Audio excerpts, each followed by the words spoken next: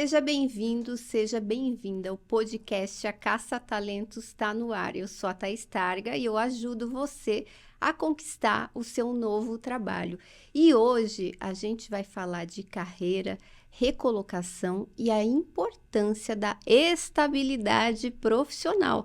Tema polêmico, hein? Tem uma super convidada, uma profissional que é proeminente na área de RH. Eu tô aqui com a Thaís Mor, que é gerente de People, minha primeira xará aqui no podcast. Ela é gerente de People na Tecnofit, então você não pode perder, desliga tudo para você acompanhar esse bate-papo. Thaís, gratidão por você estar aqui. Obrigada. Sei que sua agenda tá atribulada desde o ano passado que a gente tá tentando, Estamos né? tentando, mas agora deu, né? Deu. Obrigada, é um prazer. Muito obrigada pelo convite. Vamos fazer valer aí esses minutos, né? Trazer conteúdo pro pessoal, conteúdo, acho que principalmente prático e importante, né? Para que as pessoas possam utilizar. Perfeito. Então, e você estava me falando um pouco da sua carreira, né? Você tem quanto tempo já de RH? Fala um pouquinho da sua jornada. Eu percebi algum tempo atrás que a cada ano tem que atualizar esse número, né? Porque o tempo vai passando. Sim. Mas comecei em 2010, então uns 12 anos, né? Eu atuei aí 7 anos bem focada em recrutamento e seleção, né? Trabalhei em algumas consultorias importantes aqui de Curitiba. Com foco executivo, depois abri para outros níveis de posição. E esses 7 anos, assim, foram uma escola, né? Para realmente entender como que o mercado vê de forma prática o processo seletivo, né? O que as empresas esperam, o que os gestores realmente buscam e querem ver nas pessoas. Então, foram 7 anos bem importantes para entender isso. E nos últimos 5 anos, aí eu abri mais o leque, tô atuando com bastante foco em desenvolvimento, né? E hoje cuido de todas as áreas de People dentro da Tecnofit, né? Nossa, super desafio. E você trabalha com bastante profissional de tecnologia. Sim, a empresa é de tecnologia. Sim. Né? Não é o nosso maior público. A gente tem, talvez, não vou me lembrar de cabeça agora, mas 20 pessoas de tecnologia. E a maioria das pessoas é focada em atendimento ao cliente. Suporte ao cliente. E já abrindo para o tema estabilidade profissional. Sim. O que você tem para falar com relação a tudo isso? Porque eu lembro que eu sou das antigas, né? Eu tenho mais de o quê? Também não atualizo todo ano. Mas eu, em 2000, eu já era headhunter. Foi minha primeira experiência como headhunter na KPMG. Então, daí ele tem 23 anos... Tinha uma carreira anterior, então já devo ter uns 27 anos de mercado. Não façam contas, pelo amor de Deus. Atualizou aqui ao vivo sem querer, gente. Mas o que acontece? Na minha época, eu lembro que a gente engolia muito sapo, a gente às vezes aguentava chefes tóxicos, até, né, abusivos, porque a gente falava assim, nossa, eu não quero sujar minha carteira, não quero sair dessa empresa, não quero ficar pulando de galho em galho e o mercado entender que eu não tenho estabilidade profissional. Então, era muito mais comum, né? O profissional ficava anos numa organização, depois ele mudava, né? Nem sempre feliz. Nem sempre feliz. Eu, no começo, até que mudei bastante, já tinha aquele medinho, né? Ai, meu Deus, eu sou instável, né? Preciso ficar bastante anos aqui nessa empresa para não sujar a minha carteira. E hoje é bem diferente. Eu lembro que eu analisava currículos, aquele profissional que passava 2 anos numa empresa, a gente já olhava e falava, tem um quê de instabilidade. E agora... Parece que está muito mais comum, né? Profissionais mudam, às vezes, a cada 6 meses, mudam, às vezes, sem realizar grandes projetos, sem entregar. Então, eu queria saber o que está acontecendo e qual que é a sua visão sobre isso. É realmente importante? Não é? Como que isso afeta a maturidade do profissional? Sim. Legal. Bom, você que atua muito mais tempo nessa área, sabe... Isso é uma coisa que é visto, sim, pelas empresas, né? Porque quando uma empresa ela está contratando, claro que ela tem uma preocupação se aquele profissional vai cumprir um ciclo com ela e vai retornar o investimento da empresa, né? Porque a pessoa... isso muda de posição para posição, são tempos de retorno diferentes que existem, né, para a empresa. Agora, olhando a questão que você falou super importante da consciência de onde eu quero estar, né? Então, isso é uma evolução. O status que a gente está hoje com relação a isso é muito diferente do que a gente estava antes. Então, se antes uma pessoa ficava num lugar tóxico, infeliz, sem propósito, simplesmente deixando os anos passarem, né, sem ter nenhuma satisfação e aprendizagem, hoje já é o extremo oposto, assim. Não para todos, né? Eu acho que aqui a gente está falando de um retrato, talvez, de uma parcela, né, das pessoas. Mas eu entendo que hoje as pessoas buscam muito isso. Elas querem significado, elas querem propósito, elas querem que as coisas estejam muito alinhadas e convergentes para aquilo que elas esperam, enquanto ideal. E aí eu sou muito da opinião que eu acho que nem o extremo é bom, né? Talvez nem algo em você estar num lugar aturando coisas ruins porque você tem que estar, e nem o oposto de tem que estar tudo perfeito, senão eu vou embora, né?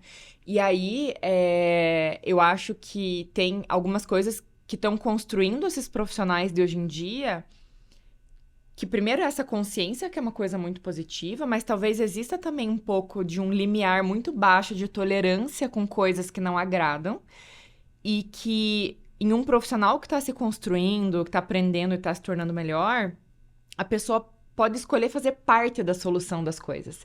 E não simplesmente esperar que o ambiente esteja perfeito, né? E esteja tudo ok. Até porque isso, vamos combinar, não existe. Toda empresa, por melhor que seja, né? Em todos os aspectos, vai ter alguma coisa ou outra que às vezes a pessoa não vai gostar ou vai precisar fazer um esforço para se adaptar, né? Então, hoje, quando a gente vê as nossas crianças, por exemplo, né? No nosso tempo, a gente via o desenho na televisão, que passava num dia específico da semana, que a gente tinha que esperar a propaganda passar, o filme tinha propaganda no meio. Hoje em dia, as crianças não esperam nem a introdução do Netflix, porque eles já pulam, né? Então, é muito imediatismo. E eu acho que tudo isso vai construindo pessoas que talvez sejam um pouco menos tolerantes e menos pacientes com o tempo das coisas, que é o extremo oposto do que era antes, né? Então, a minha mãe foi funcionária pública e trabalhou quase 40 anos dentro de uma mesma empresa. Talvez ela não estava sempre feliz, mas eu acho que o nível de paciência é diferente. Então, eu percebo que hoje é o extremo oposto. Além disso, muitos profissionais jovens começaram a carreira no cenário de pandemia, né? Que é totalmente diferente, em que não tinham que enfrentar no dia a dia coisas de relação, né? De uma maneira mais viva, mais ativa, né? Como era antes. E tudo isso acho que colabora para esse padrão de hoje de maior instabilidade. Eu acho que sim, as empresas são mais compassivas ao avaliar isso hoje. Então, eu acho que o julgamento não é tão pesado quanto era antes. Porque, de verdade, quando eu era de consultoria, fazia recrutamento e seleção, se vinha um currículo de um gerente que ficou um ano em cada empresa, a não ser que fosse muito bem fundamentado, e aí acho que é um ponto legal, né, da gente falar também dessa fundamentação, o cliente não queria ver, né? Porque ele pensa, a pessoa vai entrar, eu vou investir em pagar consultoria, onboarding, rampagem dessa pessoa, para daqui a um ano ela me largar e ir para outra empresa, né? Então, eu acho que hoje existe uma flexibilidade maior na forma que as empresas veem isso, mas eu acho que sim, ainda é algo importante. Ainda é algo avaliado, né? E o que a gente consideraria um profissional instável? Você tem algum exemplo? O que um currículo instável que seria barrado? O que seria, de repente, você está analisando uma pilha ali de profissionais. Quais prosseguiriam e quais não por esse requisito estabilidade? Sempre que eu falo de recrutamento, até nas minhas mentorias, que eu faço mentoria de carreira, eu falo assim, tudo vai depender muito do recrutador, certo? Sim. Cada recrutador... Que tem a subjetividade do processo. Tem a subjetividade, tem a sua construção de história, do que acredita que é melhor ou pior, enfim. Então, tem isso, né? A pessoa tem que saber que cada recrutador que ele bater ali vai ter um viés. Todos nós temos, né? Apesar da gente tentar sempre se conscientizar disso, né? E tudo mais. Então, assim, o que eu entendo? Quando eu vejo um currículo instável, e essa questão de instabilidade, eu analiso várias coisas e elas mudam de acordo com o nível da posição. Então, se eu tô falando de um gerente, 1 ano em cada empresa, pra mim, é muito instável. E daí você tem que olhar um histórico, né? Claro, não é só uma passagem. Mas eu procuro entender, né? Daí você começa a olhar as datas. E pelas datas, você vai percebendo se aquela pessoa foi desligada, ou se pelo padrão parece que é ela que pede pra sair das empresas pra ir pra outras empresas. Porque as datas estão próximas, Sim. mas claro, tudo tem que ser confirmado, né? A gente precisa confirmar.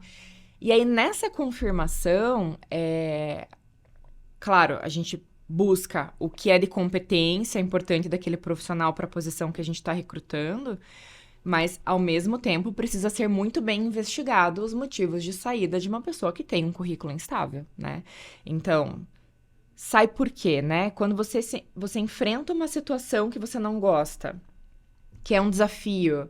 E, claro, aqui eu não tô falando de um grupo de situações que realmente a pessoa tem que sair da empresa, né? Às vezes acontecem algumas situações que são realmente intoleráveis. Mas como que aquela pessoa age? Ela tenta trazer soluções, né? Como que ela constrói essa saída, às vezes, principalmente para posições mais seniors, né? Como que ela constrói essa saída de uma maneira justa e transparente para ela mesma e para o negócio? Então, alguns fatores é que o profissional que tem um currículo mais instável, ele precisa vir muito seguro para a entrevista com relação a essas razões, né? Então, primeiro, acho que o profissional Se tem for que... para entrevista, né? Porque Se for para entrevista, sim, porque pode ser que para alguns recrutadores Sim. já seja uma barreira inicial, né? Isso você está falando de um gestor, né?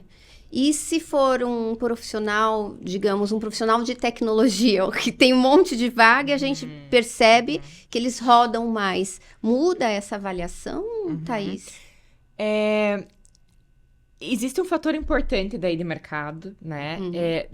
Dessa área e desse profissional. Ainda assim, eu acho que é importante para mim entender. Sim. Essa pessoa sabe o que é importante para ela? Isso que para mim é super importante. Ou a pessoa tá só pulando de galho em galho, porque tem alguém chamando, né? Ou essa pessoa para e tem um nível de consciência a respeito do que ela tá fazendo na carreira dela. Porque se você espera um profissional maduro, isso passa por uma maturidade pessoal, de você olhar pra sua carreira e entender, tá, eu tô indo pra essa outra vaga aqui porque paga 2.000 a mais, ou existem outros fatores, né, culturais, da onde isso pode me levar, né, que oportunidades de crescimento e desenvolvimento eu tenho. Então, pra mim, esse é o principal, assim, é como que essa pessoa tá gerindo a sua carreira. Tá no automático ou tá de uma maneira mais madura, mais consciente, pensando nas suas etapas, né, então... Sim. Perfeito. E para o profissional, quanto prejudica no desenvolvimento de competência, nas hard skills, soft skills, aquele profissional que tem esse padrão mais instável? Será que ele consegue crescer na carreira? Será que ele consegue entregar? Será que ele consegue se desenvolver mesmo? Até falando no aspecto de soft skills, das suas competências mais comportamentais. Como que você tem enxergado isso? Não sei se você tem algum Esse case é um para tópico trazer. bem legal. Até fiz um post esses dias a respeito disso. O que eu percebo? Que muitas pessoas têm uma carreira meteórica de crescimento, porque elas apresentam um grupo de skills que são atrativas para as empresas, né? Até mesmo, por exemplo, quando você olha para um segmento de mercado startup específico, né? A startup. Normalmente, a startup vai contratar... Ela gosta de profissionais que venham desse mesmo sistema, né? Que já conheçam os estilos, os desafios, enfim. Então, essa pessoa, se ela conquista um determinado título, um cargo... ela acaba sendo já automaticamente atrativa para as empresas, né? Então, algumas pessoas conseguem sim crescer na carreira. Mas eu percebo, e claro, é importante dizer que isso não é uma regra, mas que existe um limite nesse crescimento. Porque a base desse profissional não vem sólida junto, né? Então, o que eu percebo, assim, da construção da competência aliado à estabilidade? Quando você entra numa empresa... você tem um período inicial em que você avalia tudo que já foi feito. Então, você tá ali fresco, né? É muito fácil você dizer, isso deveria ser assim, assado, ninguém fez isso, tá uma bagunça, blá, blá, blá. Normal, né? Sim. É ruim fazer isso, mas é uma etapa em que a maioria das pessoas tem mais facilidade, porque ela tá em lua de mel com a empresa, né? Não tem nenhum problema, né, com gestor, com ninguém, então tá tudo certo. A pessoa entra e ela faz um diagnóstico inicial, pensando lá num gestor, né? Ela faz um diagnóstico, ela olha o que ela acha certo e errado e ela começa a propor coisas. Propor coisas novas, né? Acho que vamos fazer isso, vamos organizar isso, vamos mudar o time, beleza. Se você for pensar num nível de gerência, a pessoa vai levar 9 meses a 1 ano para cumprir essas 2 primeiras etapas. E aí, pensa num gerente instável. O que ele faz na empresa? Ele entra, olha um monte de coisa que ele acha que é certo ou errado, o que ele deveria mudar, propõe um monte de solução, até implanta e vai embora. No meio do processo. E aí, como que ele sabe que de fato aquilo que ele implantou foi bom, precisa mudar, era o caminho certo, ou se ele tem que mudar? Então, depois dessa etapa, que pra mim, um nível de gerência dura ali no mínimo de 6 meses a 1 ano, no mínimo, a pessoa vai entrar numa etapa em que ela vai olhar o que ela propôs e vai trabalhar na melhoria contínua, né? Ela vai entender o que precisa mudar ao longo do caminho, que resultados aquilo está trazendo, né? Se de fato está impactando no negócio, como esperava. E aí o gestor precisa olhar esse conjunto de informações e decidir, beleza, eu tô no caminho certo, ou não. E aí chega um momento em que é uma quarta etapa que seria... né, então, consolidou, evoluir isso talvez para um próximo nível, né? Então, a empresa agora mudou de momento. Talvez o que eu construí já não vale mais, porque tudo muda muito rápido, né? Vamos mudar junto com a empresa. Vamos evoluir com a empresa para esse próximo nível. E a senioridade do profissional, de fato, para mim, na minha opinião, é construída na segunda, na terceira e na quarta etapa, que é a etapa de consolidação, que é quando você começa a enfrentar problema e vê que talvez as suas próprias ideias não foram as melhores do mundo e você precisa começar a mudar e se reinventar, né? Então, pensando num cargo de gestão, é muito difícil a pessoa construir algo assim em menos tempo. Se a gente olha para cargo de diretoria, então... Nossa. Eu lembro, quando eu fazia Executive Search antigamente, as empresas esperavam ciclos de 5 anos. Você pegar um CFO, por exemplo, né? Um executivo da área financeira. Sim. Da pessoa passar por diversos tipos de desafios e projetos e problemas e pepinos que precisa resolver, né? Para se tornar um profissional que consegue ter resiliência e inteligência emocional para lidar com aquela situação. Então, eu vejo, sim, que tem um prejuízo aí na construção de experiência, de competência. Perfeito. E você acredita que os profissionais mais jovens, primeiro, segundo emprego, nível analista júnior, assistente, qual que seria, assim, um prazo para eles que seria considerado mais saudável nessas transições, né? Porque a gente percebe até dessa geração mais jovem que intensifica a mudança. Não sei se você tem essa mesma percepção. Me parece que quanto mais o tempo passa, menos as pessoas ficam nos cargos, né? E se você for avaliar os profissionais ainda que estão em início de carreira, eles já vêm com esse mindset que às vezes é de menos tolerância, e isso impacta diretamente no tempo que eles ficam nas organizações. Então, o que a gente poderia considerar? Qual que seria um tempo ideal, assim? Ou um tempo que pelo menos não queimasse o profissional? Sim. Olha, antes de falar de tempo, sim, né? Porque eu acho à vontade. que é complicado. E eu sei que eu até já te interrompi, que você estava no meio de uma ideia. Se quiser retomar, fica à vontade, tá, Thaís? Eu acho complicado a gente estabelecer uma régua, porque não existe um padrão que serve para todos os casos, até porque tem situações e situações que a pessoa passa. Então, o que eu diria para esse pessoal mais jovem? Primeiro, saiba o que você quer, né? Não fique à mercê, jogado na maré do mercado, que qualquer pessoa que te liga, de repente, você tá sem saber mais o que você quer da sua vida, né? Eu acho que existem momentos que são momentos, sim, de crescer, em que você vai buscar coisas novas, e existem momentos de consolidar, né? Momentos de voar e momentos de pousar, né? Então, tem momentos que é importante a gente pousar e consolidar, né? Então, primeiro, para esse profissional, ter ciência disso. É momento de voar? Por que que tá voando? Por que que tá buscando voar? O que que você está buscando no outro lugar? Porque teve uma vez que alguém me falou uma coisa que eu nunca esqueço dessa frase. Às vezes você sai de uma empresa fugindo de alguma coisa, mas você vai levar para uma outra empresa você.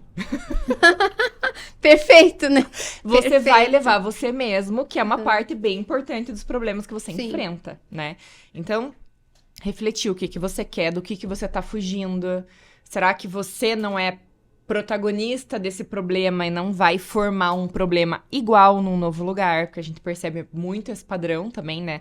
Das pessoas enfrentarem problemas semelhantes. Então, pensar nisso, né? No que quer. Entender de fato as perspectivas do lugar onde você está. Eu tenho uma opinião muito forte a respeito de carreira e como crescer, né? Eu cresci muito na minha carreira e eu nunca trabalhei em uma empresa onde eu tive alguma garantia de que eu ia ser promovida depois de X tempo de empresa. E eu percebo que ainda, por incrível que pareça, tem gente que tem essa expectativa. Eu fico chocada, de verdade. Tipo, a pessoa entra e fala, daqui 6 meses eu tenho que Dela ser achar que o critério principal tempo só. é tempo. E, gente, isso não É existe. sério isso, É né? muito sério. E aí a pessoa perde a oportunidade de se desenvolver, porque ela tá tão apegada nesse fator tempo que ela perde outras oportunidades onde ela pode olhar, né? Acho que a gente sempre tem que ser antes de ter. Tem gente que não gosta dessa fala. Mas eu acho que na prática é assim que acontece. Foi assim que aconteceu comigo e que eu vejo acontecendo com muita gente. Primeiro você tem que mostrar que você está disposto, disponível, que você quer ir além, que você quer aprender, dar algo a mais, né, para a empresa. E aí você é reconhecido, né? Na maior parte dos casos, vai lá, acontece. Talvez não todos, né? Então, primeiro isso, né? Acho que o jovem profissional hoje, ele tem que pensar muito bem antes de sair.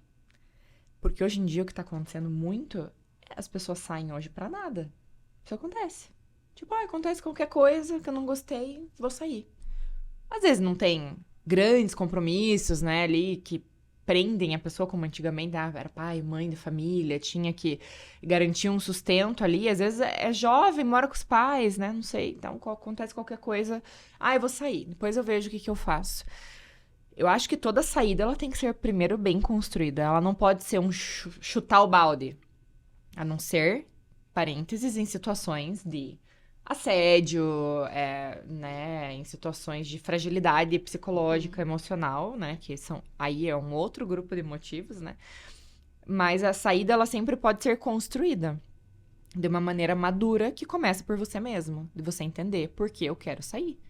O que eu espero de um outro lugar, né? Então, em primeiro lugar isso, porque se a pessoa simplesmente ficar indo de galho em galho, aí o recrutador vai perceber. Essa pessoa aqui, qualquer coisa, ela tá saindo. Tipo, saiu do nada, de um dia pro outro.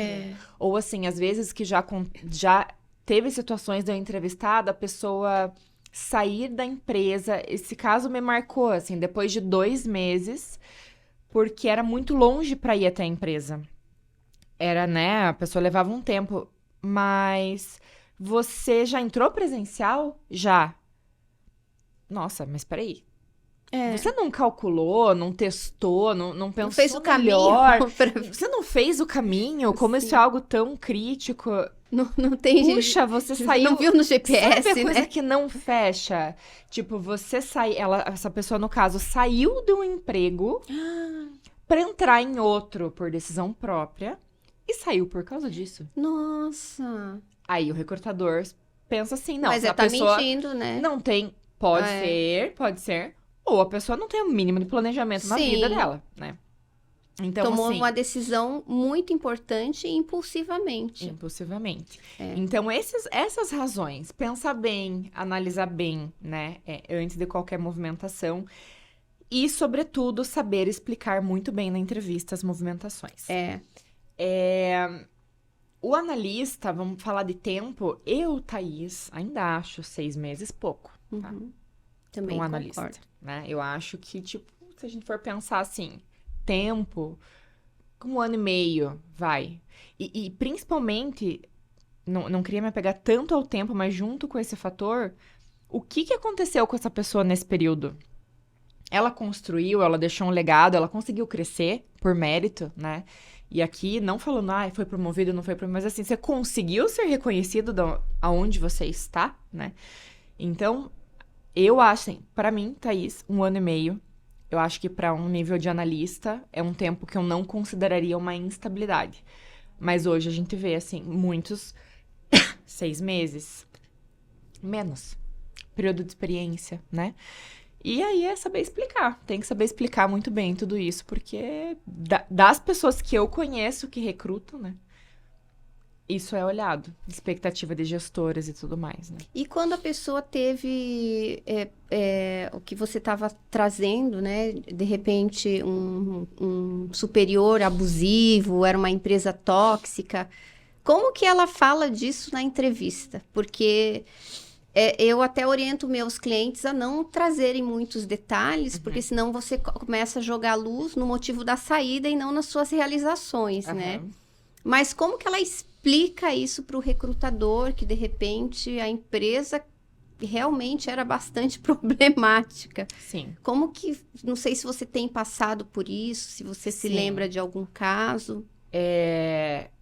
Isso é um desafio, sim, né? De novo, eu acho que depende muito do recrutador que você vai encontrar. Como que ele vai puxar essa conversa. Eu acho que se a pessoa fugir muito da resposta, pode parecer que ela tá escondendo alguma coisa. E essa sensação pro recrutador Sim. não é legal. Então, vamos pensar numa entrevista onde o recrutador ele tem um objetivo e um interesse real de entender as saídas, porque a pessoa é instável. Talvez não seja um caso de uma pessoa que passou por uma situação Sim. específica, enfim. O que acontece? Se essa razão se repetir em muitas saídas, sim. Uhum. aí você pensa, será que é a realidade ou é o olhar da pessoa em cima da situação que acaba exacerbando um pouco aquela experiência, né? Quando acontece de fato, e eu já entrevistei muitas pessoas que me abriram situações bem delicadas de saída. Primeiro, eu acho que a pessoa tem que treinar, Thaís. Ela tem que treinar a falar aquilo muitas vezes. Porque. E distanciamento emocional. Isso. Porque eu já entrevistei profissionais que até choraram na entrevista de emprego. Perfeito. A pessoa tem que treinar, ela tem que olhar no espelho e contar aquela história 50 vezes. Para que ela consiga reduzir esse impacto emocional de contar essa história. Isso é um ponto. Segundo, ela precisa encontrar uma forma de contar mais racional e menos emocional, né? Então, de que forma eu posso contar essa história que não pareça que eu tô afetado emocionalmente com a situação, né? Contar de uma maneira neutra. Terceiro, e super importante, você não precisa abrir informações que exponham a empresa e nem as pessoas envolvidas. Porque eu sou uma pessoa que avalio muito isso, assim, né? Se a pessoa começa a abrir muita informação sigilosa, crítica, negativa a respeito dos outros empregadores, né? Talvez a pessoa não saiba lidar com esse tipo de informação. Eu acho eticamente legal a pessoa saber contar a história de uma maneira racional, mas sem expor, entende? E aí vai nesse treino, como é que ela constrói esse discurso, né? Muitas pessoas falam assim, olha, aconteciam situações nessa empresa que estavam desalinhados com os meus valores pessoais. Isso pra mim é muito importante. Eu tentei trabalhar isso de tal e tal forma, e quando a pessoa traz isso, eu, pelo menos, não fico perguntando muito além o que era. Porque não é do meu interesse, né? O entrevistador tem que cuidar para não ser curioso, ele tem que investigar o profissional no que ele precisa, né? Perfeito. Então, isso, às vezes, se for uma situação muito delicada, abrir dessa forma. Se for alguma situação que a pessoa já se sinta segura para trazer de uma maneira mais racional, né? Por exemplo, eu tenho filhos pequenos e nessa empresa a rotina que estavam me demandando, infelizmente, não estava encaixando o que eu esperava, do que a empresa esperava, e não fechou, né? Então, por isso que eu decidi sair. E tá beleza, acontece. Isso que é importante as pessoas entenderem. Acontecem saídas que são muito explicáveis e que o recrutador vai entender. Mas a pessoa tem que se apoderar dessa explicação de uma maneira Sim, perfeito. racional. Perfeito, perfeito. É o que a gente orienta. E ainda bem que a gente está alinhado, porque eu fiz essa pergunta até com receio. Eu falei, ai meu Deus, será que ela vai falar algo que eu não faço na consultoria? Porque na TETAG a gente faz a entrevista simulada. Então a gente simula uma situação de entrevista e avalia o profissional. E depois que o nosso cliente ele fez a entrevista, a gente vai trabalhar os pontos que ele precisa melhorar, lapidar, mudar. E quando o profissional, às vezes, tá tão desafiante para ele, a gente até orienta a falar, não, nesse sentido você poderia ter dito isso. Sim. Ou, eu lembro que eu entrevistei um profissional uma vez que ele estava tão nervoso, né, que eu tive que praticamente dar o copia e cola de todas as respostas, né? Eu tive que começar baseado na história dele, no que ele trazia no currículo, gravar, a gente grava, dizer o que ele iria dizer para ele estudar em casa depois, decorar ele mesmo, sabe? E foi bem nesse sentido, porque não podia abrir a empresa. A gente orientou que não falasse nada negativo com relação à empresa, mas a empresa realmente tinha falhado muito e foi uma questão ética. Então, foi exatamente isso. Por questões de incompatibilidade de valores, questões éticas, após ter tentado de tudo, acabei pedindo o meu desligamento. E aí ponto. Ó, anota você que está assistindo, anota isso, que isso é muito importante, tá? E aí tem uma coisa muito legal disso que você está falando, que é, se você falar isso e for um problema para a empresa que está te entrevistando, não é a empresa para você estar. Né? Exatamente. Porque isso existe, tá, gente? Existem empresas que, quando estão recrutando, sabem que a pessoa vai ter que lidar com questões eticamente questionáveis. Ai, gente. Ai. Né? Existe, claro que existe no mercado. E aí, se a pessoa traz os valores dela muito fortes na entrevista, a empresa pode olhar e falar assim, essa pessoa não vai conseguir lidar com essa situação. E aí, meu amigo, tá tudo bem. Né? Livramento Ótimo, pra você. Livramento, exatamente. Então, Sim. E teve um outro ponto. Esqueci agora. Lembrei. A pessoa cuidar pra não ficar falando só disso a entrevista inteira. Porque daí isso a gente orienta também. Não joga luz no motivo de saída, né? Joga Eu já nas suas tive a experiência realizações. de entrevistar a pessoa que tava tão frustrada com a saída, com o que tinha acontecido, ou seja, aquela carga emocional ainda tava gritando na pessoa e a pessoa perdeu a oportunidade de se mostrar na entrevista com relação às suas competências, da pessoa ficar 40 minutos Ai, gente. falando, focando nisso. E aí, pronto, a oportunidade já foi, né? E as pessoas que não passam por esse processo de entrevista simulada, né, com um profissional, acabam repetindo o padrão e não sabem por que foram eliminadas. Eu já gravei até conteúdo sobre isso, no sentido de repetir a mesma entrevista. Daí vai fazer outra entrevista, repete de novo, é eliminada e não sabe por quê. Sim. Então, acaba dificultando muito.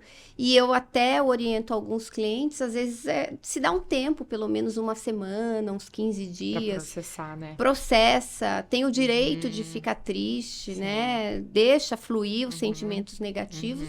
E depois a gente ajuda a reconstruir. Porque existe um processo de luto também. Principalmente quando passou por uma situação, às vezes, até de uma violência emocional ali. Então, o profissional precisa de um respiro. Sim. Mas a entrevista é o pior momento para você trabalhar o seu luto e suas questões emocionais. Perfeito. Que legal que vocês olham para isso, né? Sim, sim. Eu sou muito assim também da opinião, e claro que tem situações que marcam muito um profissional emocionalmente, né? Um assédio, um ambiente que não é psicologicamente seguro, um burnout que pode ocorrer por diversas razões emocionais e de trabalho, né? Ainda que você esteja numa situação muito complicada, eu sou partidária de a gente precisa olhar pra gente. essa é a nossa escolha, né? O Viktor Frankl, que é o autor Ai, lá adoro. Em busca de sentido, do Em Busca de Sentido, ele fala que naquela experiência que ele passou, ele descobriu que o ser humano, mesmo nas pior situação imaginável, tem o poder de escolha do que ele vai pensar e o que ele espera da vida dele, né? Então, assim, isso eu acho que é importante porque, pra mim, a mentalidade de vítima protagonista é algo que eu avalio muito em processo seletivo. Então, se a pessoa teve experiências ruins, mas ela só olha pra isso desde uma perspectiva de vítima, isso é um problema. Porque independente dela ter sofrido alguma situação ruim, com certeza ela tem oportunidade de, como protagonista, processar aquela situação e aquela experiência que ela viveu de uma maneira que tenha vantagem e ganho para ela, no desenvolvimento dela. Tá, passei por essa situação. Meu Deus, o que eu poderia ter feito de diferente nessa situação?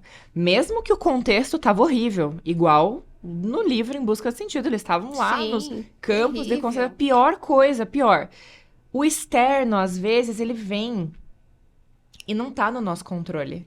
Agora, o que a gente faz com a experiência que acontece na nossa vida, isso é totalmente nossa opção. Então, eu acho lindo numa entrevista quando eu percebo que uma pessoa, mesmo tendo passado por uma situação difícil, ela escolheu processar aquela situação de uma mentalidade de aprendizado e protagonista. Ela escolheu olhar para aquilo e olhar para ela mesma. Porque é só ali que ela vai ganhar. O outro, ela não vai mudar, né? A situação, a empresa lá vai continuar, infelizmente, muitas vezes seguindo o mesmo padrão. Então, isso é algo muito legal também, né? Da questão desse luto. Beleza, vamos ver esse luto. Só que como que eu posso também, dentro desse luto, não me vitimizar? Sim. Não me colocar numa posição de, ai, meu Deus, coitado de mim, o que aconteceu comigo? Cara, o que eu tiro disso aqui pra mim? Pra eu aprender, né?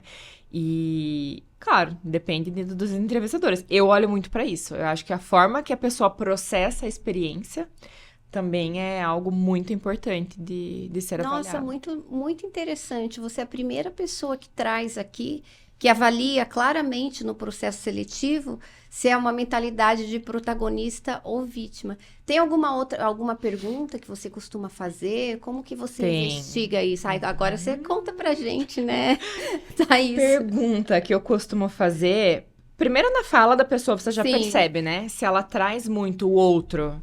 Essa pessoa fez isso, essa pessoa fez aquilo, essa pessoa fez aquele outro, tarará, e ela nunca fala dela, ela tá numa mentalidade vítima, certo? Mas perguntas como, tá, você viveu essa experiência, não foi legal, teve seus desafios, olhando pro teu aprendizado, teu desenvolvimento, o que você teria feito de diferente nessa situação que você viveu, né? Olhando pra trás, o que você aprendeu nessa situação toda? E aí você vê o que a pessoa traz.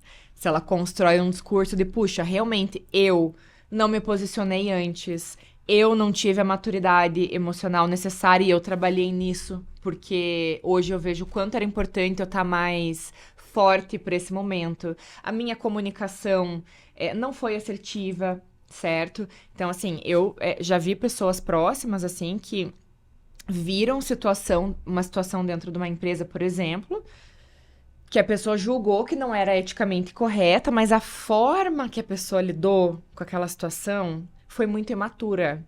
Foi jogar M no ventilador, falar com as pessoas erradas, expor. Tá, a situação era errada? Era. Agora, e a forma que a pessoa lidou, né? Pegando esse caso como exemplo, a pessoa sai da empresa, daí ela só fala, não, porque aquilo ali foi um absurdo, porque eu falei mesmo pra todo mundo, porque... Peraí, não. Será que você fez do jeito certo? Sabe? E eu tive a oportunidade de escutar essa pessoa me falando depois de um tempão que a pessoa ficou na vítima, tipo, não, nossa, era um absurdo, a empresa não queria estar naquela empresa, horrível. Depois de bastante tempo, da pessoa olhar pra trás e falar assim, eu não lidei da melhor forma com a situação. Olha que legal. Eu não fiz do melhor jeito. E daí eu falo, cara, que legal. É sobre isso, entendeu? É sobre você... ressignificar suas experiências dessa forma, porque daí a pessoa tem um ganho, né? Então, essas são algumas perguntinhas aí. Perfeito, adorei. Ó, você que está assistindo, anota tudo isso, que isso é muito importante para suas futuras entrevistas de emprego. Ô, Thaís, e olhando hoje, né? Falando assim de processo seletivo, quais são os principais erros, assim, que você observa, né? Falando agora no geralzão mesmo. De repente, no currículo, na entrevista.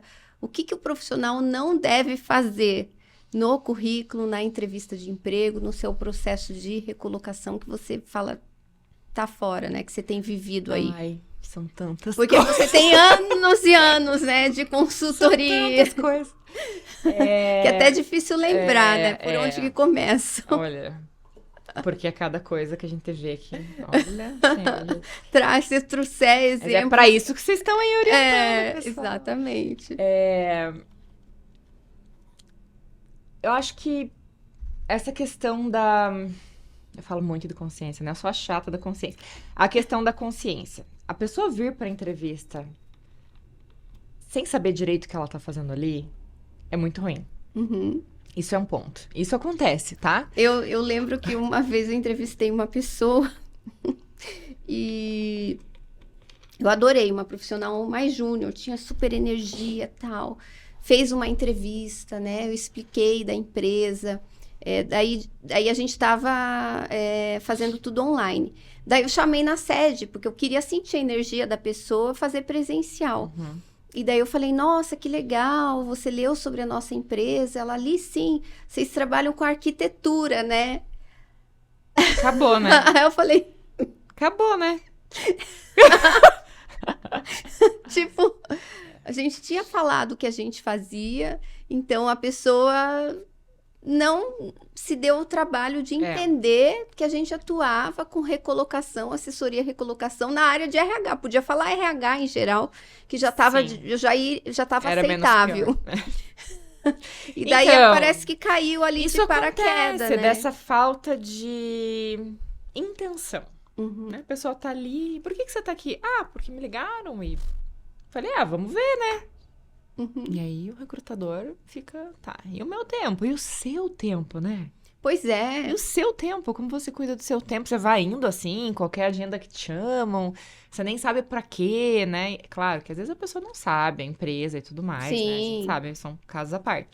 Mas assim, eu acho que essa intenção de saber o que você está fazendo ali, que empresa é essa, né?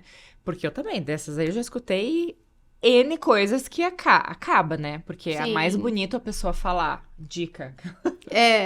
Se você não sabe, fala que você não sabe. Verdade. Não vem com embromation, né? Não. Exatamente. Se te perguntam alguma coisa que você não sabe, fala que você não sabe. Eu acho muito melhor um candidato falar assim, olha, de verdade, entre o nosso contato inicial e hoje, foi tão corrido que eu não tive tempo de me aprofundar pesquisando a respeito da empresa. Não precisa falar assim, não sei do que é a empresa. Também, né? Você vai construir um discurso. Não é assim, não sei. Monossilábico. Então, assim, foi tão corrido, eu confesso que eu ainda não tive tempo de pesquisar, mas essa é uma prioridade minha depois dessa nossa conversa, eu pesquisar melhor a respeito da empresa. Muito melhor do que você falar que é uma empresa de arquitetura, quando é uma empresa de, né, de RH, né? Então, sim, né, acho que é isso de dizer que não sabe quando não sabe, ir com intenção, ter respostas para coisas básicas, como, por exemplo, assim, por que você está na entrevista, certo? Se você está fazendo uma entrevista, existe alguma razão que te atraiu para aquela conversa. Acho que você precisa saber disso, né?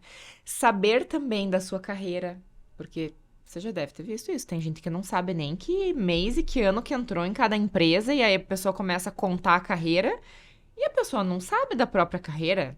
No currículo tá uma data, no LinkedIn tá uma data, na entrevista tá outra data. Isso aconteceu comigo esses dias. Eu falei, gente... A pessoa não sabe, né? Estuda seu próprio currículo, né? Pelo amor de Deus, antes da entrevista, olha lá.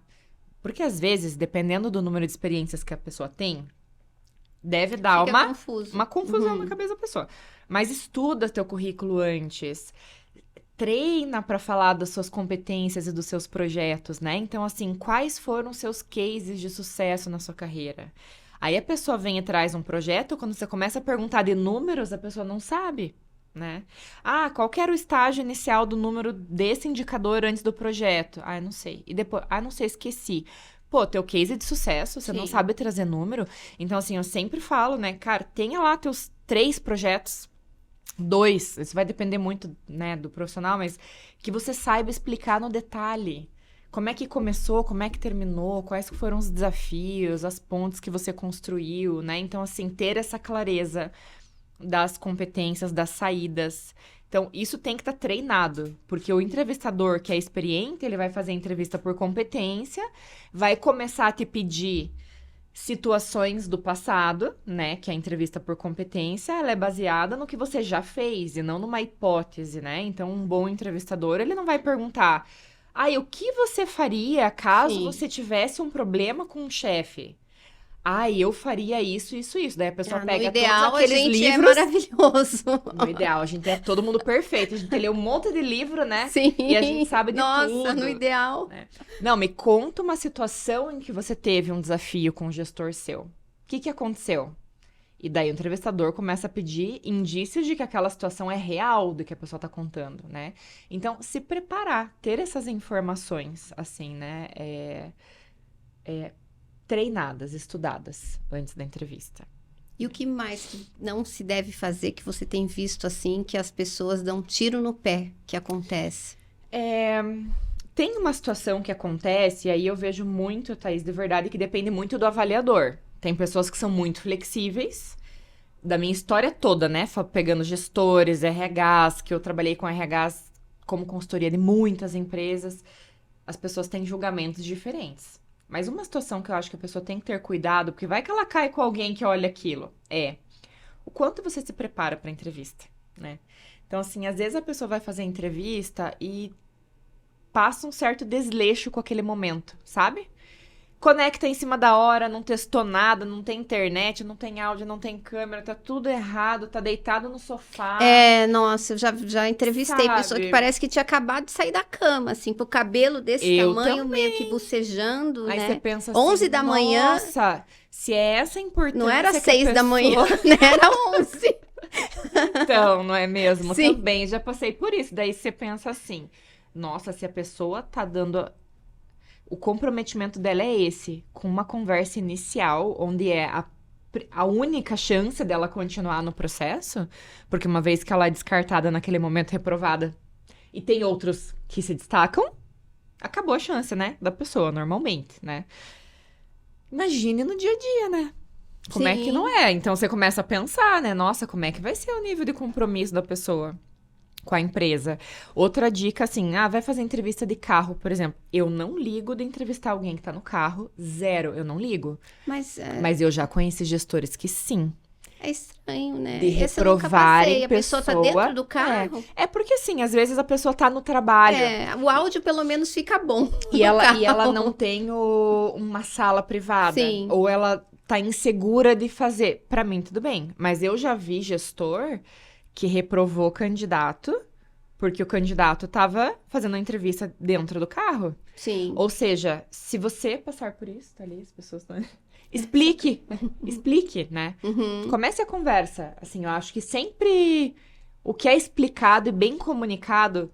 Fala, olha, me desculpa, eu tô sem opção, não consegui uma sala, então tomei a liberdade, tô dentro do meu carro. Pra gente falar mais à vontade, pra condição. Entrevista fluir melhor. Sim. Gente, se você falar isso, pronto, a pessoa não tem como achar ruim, sim, né? Então, qualquer situação assim, explicar e se preparar para esse momento. Se preparar com antecedência, ver se o link tá certinho, se a tua conexão tá boa. Então, mostrar que aquele é um momento minimamente importante, porque tem o teu tempo, tem o tempo do recrutador pros dois, assim como o recrutador também, né? Que eu acho assim, o recrutador jamais pode deixar o candidato esperando um tempão, né? Tem os dois lados, né? Então, eu acho que os dois lados têm que ter respeito. E muito recrutador não abre a câmera. O que eu acho, assim, uma tremenda falta de consideração.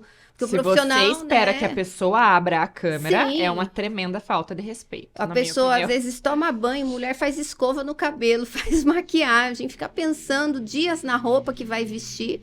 E chega lá, você fala, às vezes, 1 hora para uma tela preta, você nem sabe se é o verdadeiro recrutador, pode ser um golpista, não é? Pode ser horrível, né? É horrível. É difícil criar uma conexão, né? Então... Sim. Tem os dois lados. Tem os dois lados. Agora, a gente escolhe olhar o nosso, né? Então, o candidato, né, escolhe olhar o dele, pra ele ter a melhor experiência e saber que ele fez o melhor, né? Perfeito. E aí esperar que do outro ladinho ele encontre uma pessoa também, né? Com tanta consideração e respeito por esse momento. Quanto Perfeito. ele. E no currículo, o que você vê que os profissionais também acabam dificultando a recolocação por erro no currículo? Tem coisas bem básicas e que é difícil de ver, mas que acontece. Eu já passei por isso, da pessoa não colocar o telefone e o e-mail dela no currículo. Já vi. Já passei por isso também. E aí? Como é que eu acho essa criatura? Né? E daí é uma pessoa meio offline, daí Sim. pronto, né? Sim. Tipo, Invalidou. eu acho que cuidar com o volume de informações que coloca no currículo. Uhum. A questão de idioma, colocar o que é realmente verdadeiro, né? Então, assim... Nossa, eu já passei por muitas situações. Da pessoa estar com inglês avançado no currículo. Essa situação eu já passei muitas vezes. E eu falar, então vamos falar inglês?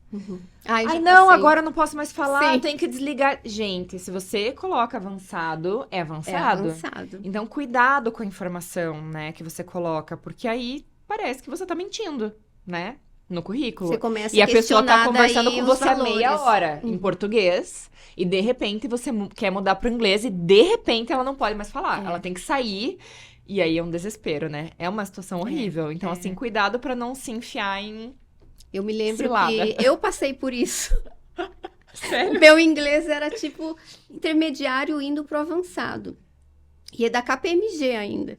E daí eu tava fazendo o processo seletivo, o sócio da empresa me liga. Eu já levei um susto porque era o sócio, né? Que era tipo bam, bam, bam. É. Seu Isaías. E daí ele, posso te fazer umas perguntas em inglês? E eu andando na rua, no centrão de Curitiba. Barulho e tudo. Entrei pior na da primeira situação. loja, que era uma loja de 199. Eu quase fui reprovada. Porque daí eu não conseguia falar de nervosismo. Me pegou muito de calça curta, né? Sim. E depois, mal sabia eu que eu ia ser headhunter e que eu iria fazer isso com os profissionais.